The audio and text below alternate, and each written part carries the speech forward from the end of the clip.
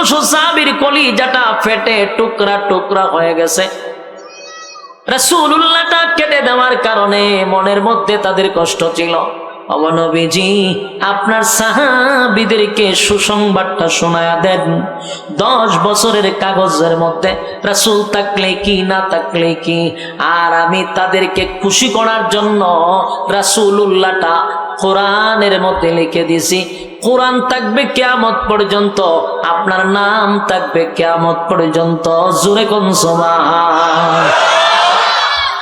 মনের মধ্যে সাহাবীদের কষ্ট ছিল। একটা কাগজের মধ্যে রাসূলুল্লাহ না থাকার কারণে মনটা ভেঙে টুকরা টুকরা হয়ে গেছে।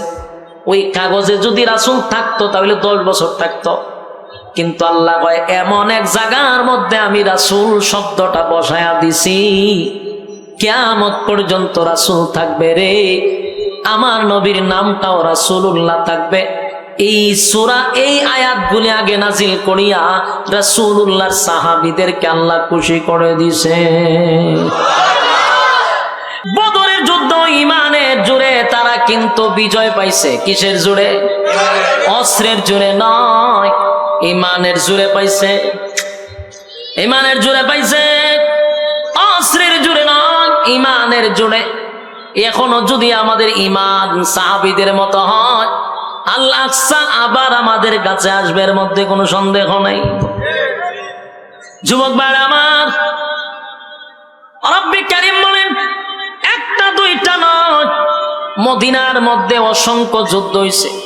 সাহাবায়ে কেরাম সিদ্ধান্ত নিল, নবী গো চলুন আমরা মক্কায় যাব। ওই হিজরতের পরে আর কিন্তু মক্কায় যায় নাই।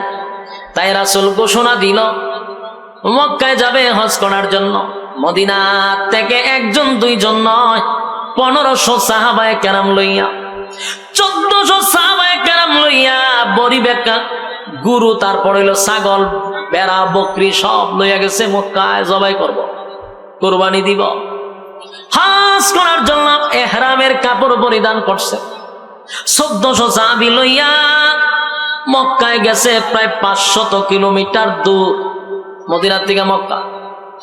সেখানে মক্কা থেকে 19 কিলোমিটার দূরত্ব একটা জায়গার নাম হলো হুদাইবিয়া। মক্কা থেকে কত দূর? 19 কিলোমিটার দূরে হুদাইবিয়া নামক জায়গার মধ্যে রাসূল যখন আসলো, এখানে রাসূল তাবু টাঙাইছে, সাহাবীদেরকে লইয়া এখানে রেস্ট নিবে।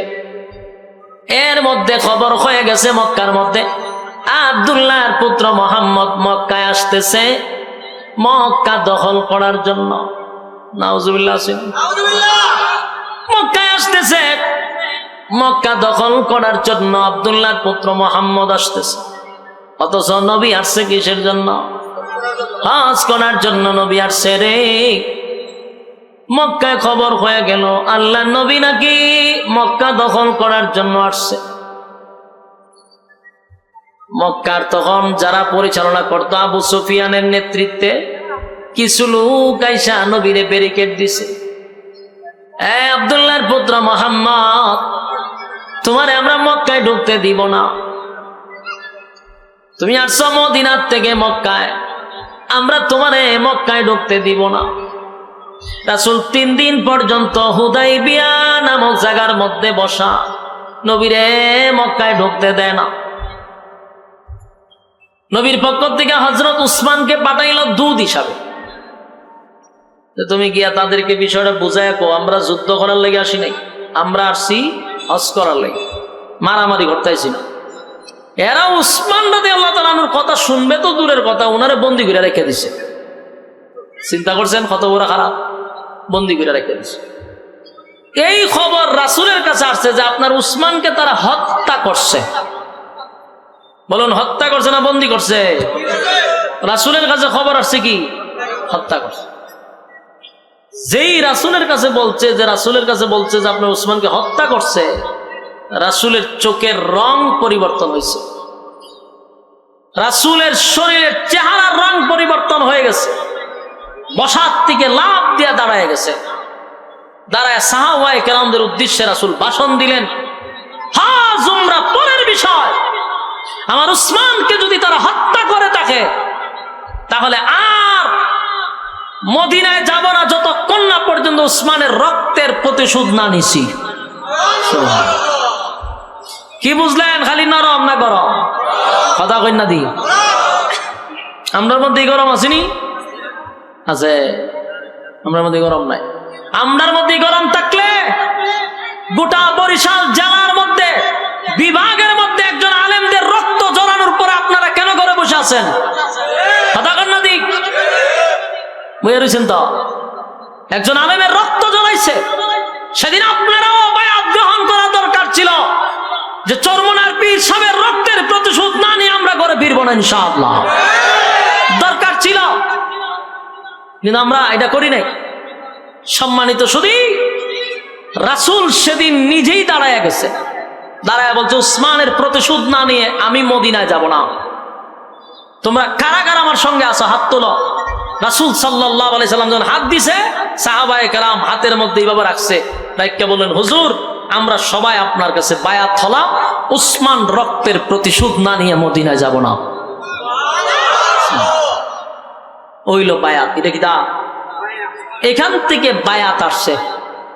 মূলত বায়াত হয়েছিল রক্ত দেওয়ার জন্য। কি দেওয়ার জন্য? আর আমরা দেশে বায়াত গ্রহণ হয় চাইলে ডাইলে খিচুড়ি খাওয়ার জন্য। আফসোসের বিষয়, বায়াত হয়েছিল রক্ত দেওয়ার জন্য, আর এখনের বায়াত চালু হয়েছে খাইলে আর ডাইলে খিচুড়ি বানায় একসাথে খাওয়ার, এলে বায়াত হয়। সম্মানিত শুধু রাসূল সেদিন সিদ্ধান্ত নিছে মক্কায় গিয়ে যুদ্ধ করবে। কিছুক্ষণ পরে এই যে বায়াত হয়েছে ঘটনা আবার মক্কায় গিয়ে ফুচ্ছে গেছে, গোয়েন্দা লয়ে গেছে। গোয়েন্দা গিয়ে আবু সুফিয়ান রে কয়ে রে দরবার তো লাগছে, বেজাল তো লাগছে। বলে কি? বলে উফাই থাকবে না। আব্দুল্লাহর পুত্র মোহাম্মদ নিজেই তরবারি হাতে নিয়ে সাহাবায়ে কেরামদেরকে নিয়ে ওয়াদাবদ্ধ হয়েছে মক্কায় আক্রমণ করবে, উসমানের রক্তের প্রতিশোধ নিবে। মক্কার মধ্যে তো আলোড়ন শুরু হয়েছে, কারণ এরাও কিন্তু ভয় পাইতেছে। আর 6টা বছর যুদ্ধ করছে, একটা তো ফিডা না খাই আইছে না। কথা হয় না? সমানে সাইজ করছে। মক্কার থেকে যারা গেছে একটারও ফিরত দিছে না, খালি গিরায় গাড়ায় কুবাইছে। এখন যে আবার যদি মক্কা ঘেরাও পড়ে, তাহলে এদের সাথে যুদ্ধ করে আমরা পারবো না, মক্কা তাদের হাতে নিয়ে যাবে। ভয় খুব ভয় পাইছে। আয়া তাড়াতাড়ি উসমান রাদিয়াল্লাহু তাআলা আনহুকে তাড়াতাড়ি ছেড়ে দিছে, তাড়াতাড়ি ছেড়ে দিছে। উসমান রাদিয়াল্লাহু তাআলা আনহু যখন চলে গেলেন হুদাইবিয়ায়, রাসূলের সামনে গিয়ে দাঁড়াইছে। রাসূল দেখে উসমান তো আইসা বসছে। উসমান যেহেতু আসছে, আমরা তো যুদ্ধ করতে আসি নাই, আসছি কিসের জন্য? হজ উমরা করার জন্য। আমরা ভেবেছিলাম উসমানকে হত্যা করছে। উসমান যেহেতু জীবিত আছে, সেখানে আর আমাদের যুদ্ধ করার কোনো দরকার।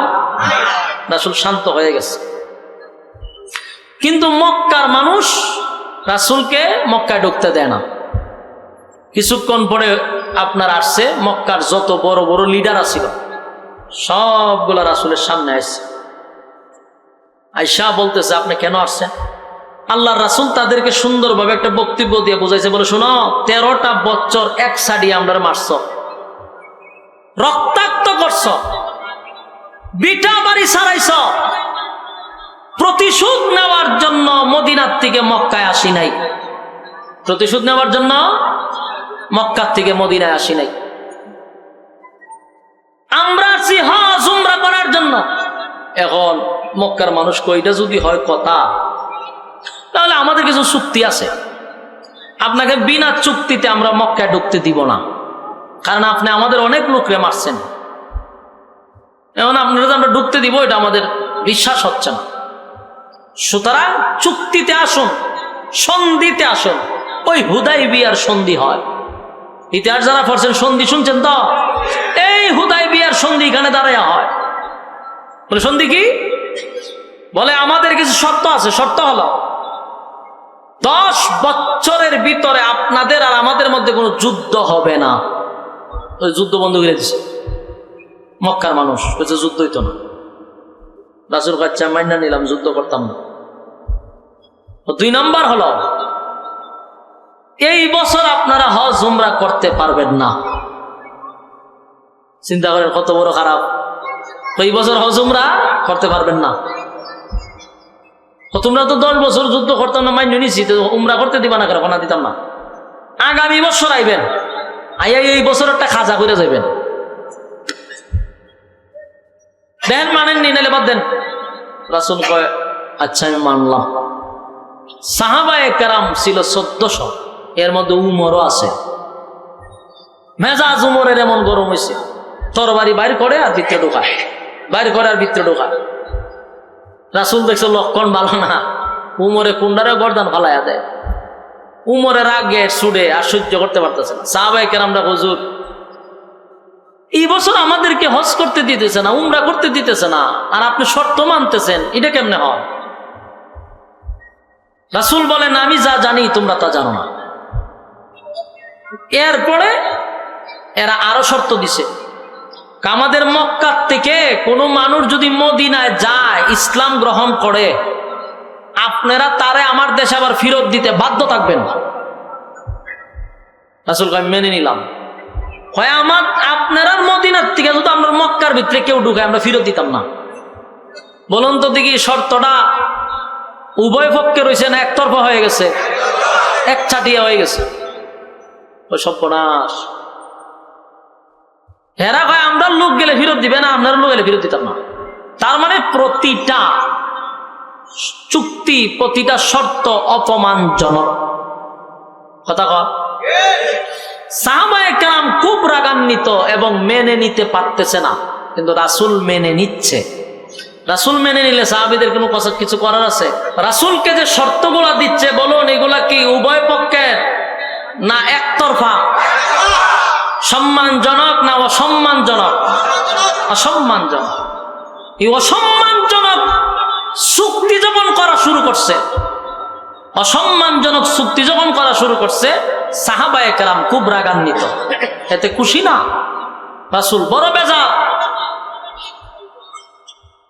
সাহাবায়ে কেরাম খুশি না, রাসূলও কিন্তু বুঝাইতে চাচ্ছেন না, কিন্তু মাইনা নিতেছে, সব মাইনা নিতেছে। এখন সব চুক্তি যখন মানা হয়ে গেছে, এখন এটা কাগজে কলমে লিখতে হবে, স্টাম্প হইতো না, দরখাস্ত হবে, দুজনের স্বাক্ষর হবে, উভয় পক্ষের সাক্ষ্য এখন 51%। ওইরা এদের পক্ষ থেকে কেন দস্তখত দিবে, রাসূলের পক্ষ থেকে দস্তখত দিবে, এই চুক্তি সন্ধিনামা হইতেছে। এখন রাসূল সাল্লাল্লাহু আলাইহি সাল্লামকে তারা অপমানজনক শর্তগুলি দিচ্ছে, এবং সব অপমানজনক শর্তগুলি এক চাটিয়া মেনে নিচ্ছে। কিন্তু এখানে সাহাবী কে ছিল? হযরত ওমর। রাগ কম না বেশি? মারাত্মক রাগ। হযরত ওমর রাসূলকে বলতেছেন, হুজুর কি দরকার আছে তাদের সঙ্গে আমাদের চুক্তির?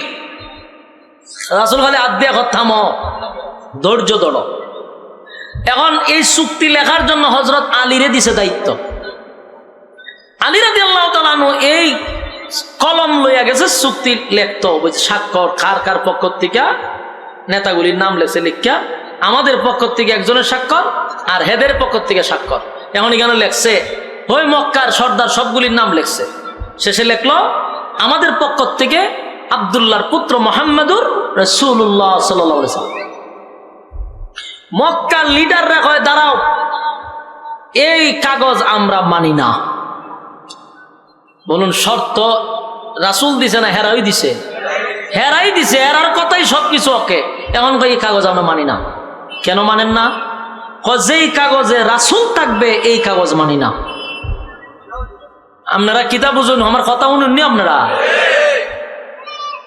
যেই কাগজে রাসূল থাকবে এই কাগজ সম্মান না অসম্মান? চরম পর্যায়ের অসম্মান, চরম পর্যায়ের বেজ্জতি। রাসূলকে বসাইয়া 1400 সাহাবায়ে কেরামকে এখানে দাঁড় করাইয়া বলতেছে রাসূল লেখা থাকলে কাগজ মানি না। অহংস সব সাহাবীদের চোখের রং পরিবর্তন হয়েছে, লাল হয়ে গেছে, আর তরবারে আদা ধরে চাইলে অনুমতি দিত আর গর্দান ফলাই দিত, কিন্তু রাসূল তো অনুমতি দেয় না।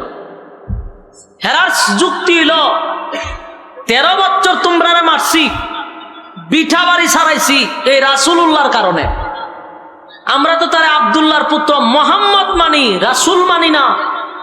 রাসূল যদি মানতাম তো তোমরা আর আমরা একই থাকতাম। মানি না বিদায় মক্কা থেকে মদিনায় গেছ।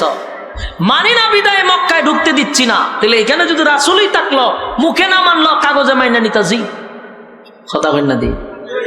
কাগজ যদি রাসূল থাকে তাহলে কাগজে কলমে তো মাইনে নেওয়া লাগতেছে। সুতরাং রাসূল থাকলে আমরা এই চুক্তিতে যাব না।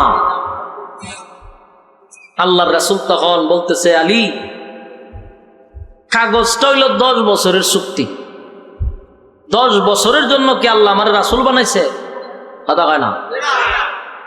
তাহলে কাগজে আমার নাম থাকলে কি আর না থাকলে কি, রাসূলুল্লাহরা কাটটা দাও, চুক্তিটা মাইনা নাও। কিন্তু সব সাহাবী দাঁড়ায় গেছে। দাঁড়ায় উমর কয়, হুজুর আর বরদাস্ত করতে পারতেছি না, তাদের সাথে আমাদের কিসের শর্ত? উমর দাঁড়ায় হারিয়ে, হুজুর আমার প্রশ্নের জবাব দেন, আপনি কি সত্যি আল্লাহর রাসূল? এটা উমরের কথার সিস্টেম দেয়। রাসূল, আপনি কি সত্যি আল্লাহর রাসূল? রাসূল কয়, হ্যাঁ। আমরা কি সত্যের পক্ষে আছি? কয়, হ্যাঁ। এরা কি বাতিল পক্ষে আছে না? এরা কি সত্যের পক্ষে আছে না বাতিল? বাতিল। এরা যদি বাতিল হয়, আমরা যদি সত্য হই, আপনার যদি সত্য নবী হন, মাঝখানে আবার কিসের সন্ধি? অনুমতি দেন, একটারও বডির থেকে গর্দান রাখবো না, আমি উমরই একা যথেষ্ট। এদের সাথে কিসের সন্ধি? আল্লাহ রাসূল কয়, থামো থামো। উমর আবার থামছে। এখন হযরত আলীরে কইছে, লেখো। আলী কয়, কলমটা রাসূলের সামনে রেখে দিছে। হযরত আলী বলেন, ছোটবেলার থেকে আমি আপনার সঙ্গে থাকি, আপনি আমার চাচাতো ভাই এবং আপনি আমার শ্বশুর। নবীজি, আপনার অবাধ্য আমি কোনোদিন হই নাই, আপনার বিরুদ্ধে আপনার অবাধ্য আমি কোনোদিন হই নাই, হব না। কিন্তু আজকে আমি অবাধ্য হলাম, আমি আলীর দ্বারা সম্ভব না মুহাম্মাদুর রাসূলুল্লাহ শব্দটা কেটে দেওয়া, আল্লাহ নবীর শেষের নামটা রাসূলুল্লাহটা কেটে দেওয়া আমি আলীর দ্বারা সম্ভব না। আমি চাইলেও পারবো না গো নবী, আল্লাহর হস্তে মাপ চাই। নবীজি বুঝতে পারলেন কোন সাহাবী রাসূল কাটতে পারবে না, তাই নবী নিজেই কলমটা লইয়া রাসূলুল্লাহটা কেটে দিল। সব সাহাবীদের কলিজাটা যেন ফেটে ভেঙে টুকরা টুকরা হয়ে গেছে। সাহাবীরা কান্দে বলে, 1500 সাহাবী, নবীর জন্য জীবন দিতে আমরা প্রস্তুত। যেই নবীর জন্য বিটা বাড়ি ছাড়লাম, যেই নবীর জন্য আত্মীয় স্বজন ছাড়লাম, মা বাবা ছাড়লাম, আজকে আমাদের সেই নবীরা আমাদের সামনে দাঁড় করাইয়া রাসূলুল্লাহটা কেটে দিল। এর থেকে চরম পর্যায়ের অপমান আর কি হতে পারে? নবীজির সামনে সাহাবায়ে কেরামরা বরদাস্ত করতে পারে না, কান্না শুরু করছে, চোখের পানি ছেড়ে দেওয়া শুরু করছে। কেউ মাইনা নিতে রাজি না। নবী গো, কেমনে আমাদের সামনে রাসূলুল্লাহটা কাইটা দিল? কেউ বরদাস্ত করতে পারে না। নবী বোঝায়, সাহাবীরা শুন, 10 বছরের চুক্তিনামা, 10 বছরের চুক্তিনামার মধ্যে রাসূল থাকলেই কি আর না থাকলেই কি, আমার আল্লাহ রাসূল বানাইছে কিয়ামত পর্যন্ত। কিন্তু সাহাবায়ে কেরাম মেনে নিতে পারলো না। 1400 সাহাবীদের সামনে রাসূলুল্লাহটা কেটে দিল, বরদাস্ত করতে পারে না। মনের মধ্যে কষ্ট লইয়া চুক্তিনামাগুলি মেনে নিল, সন্ধি মেনে নিল। এবার আল্লাহর নবী ডাক দিয়া বললেন, সাহাবীরা রে, মক্কায় তো আর ঢুকতে দিল না। বেড়া বকরি জানছিলা জবাই করার জন্য, হুদায়বিয়ার ময়দানে জবাই করে ফেলো। এখানে জবাই করে এখানে কুরবানি দিয়া তারপরে আমরা মদিনার দিকে রওনা দিব। 1400 সাহাবী আল্লাহর নবীর নির্দেশ পালন করতে গিয়া পরিবেকরা বকরিগুলা, ভেড়াগুলা সবগুলা হুদায়বিয়ার আশেপাশে জবাই করে দিছে। জবাই করে সাহাবায়ে কেরামরা আশা লইয়া, বুক ভরা আশা লইয়া, 6টা বছর পরে আসছিল মক্কায় যাবে, নিজের জন্মভূমিতে পাড়া দিবে, খানায় কাবা জিয়ারত করবে, হজ করবে, উমরা করবে, কিন্তু দিল না। বুক ভরা ব্যথা লইয়া 1400 সাহাবী রাসূলের অনুমতিতে মদিনার দিকে আবার রওনা দিছে। 1-2 কিলো নয়, 500 কিলোমিটার দৌড়াইয়া মরুভূমির রৌদ্র দিয়া 1400 সাহাবী মদিনার দিকে রওনা দিছে, কিন্তু ভিতরে একজনেরও শান্তি নাই। কোন সাহাবী তো নবীর সামনে কথা বলতেও পারে না, কেউ নবীর সামনে কথা বলার সাহসও পায় না। কিন্তু হযরত ওমর একটু রাগ, কিন্তু মাঝে মধ্যে যে কোনো জায়গায় তাবু টাঙ্গায় একটু রেস্ট নেওয়া লাগে, 500 কিলোমিটার দূর রেস্ট নিতে গিয়ে এক জায়গায় বসছে। হযরত ওমর আর ধৈর্য ধরতে পারছে না, রাসূলের সামনে গিয়ে আবার দাঁড়াইছে। দাঁড়ায়, এখন নবী গো, আমার কিছু প্রশ্ন আছে। রাসূল গো, প্রশ্ন করো। 1 নাম্বার প্রশ্ন হলো, আপনি আমাদেরকে বলছেন আপনি স্বপ্ন দেখছেন মক্কা থেকে মদিনায় আইসা, মদিনা থেকে মক্কায় আইসা ওয়াজ করছেন, উমরা করছেন নিরাপদে, আবার আপনি মদিনায় গেছেন, এই তো আপনি স্বপ্ন দেখছিলেন? বলো হ। হযরত ওমর কয়, আপনি স্বপ্নটা কি সত্যি দেখছেন না ভুল দেখছেন? চিন্তা করেন, এখন যে প্রশ্ন করছে স্বাভাবিক না অস্বাভাবিক?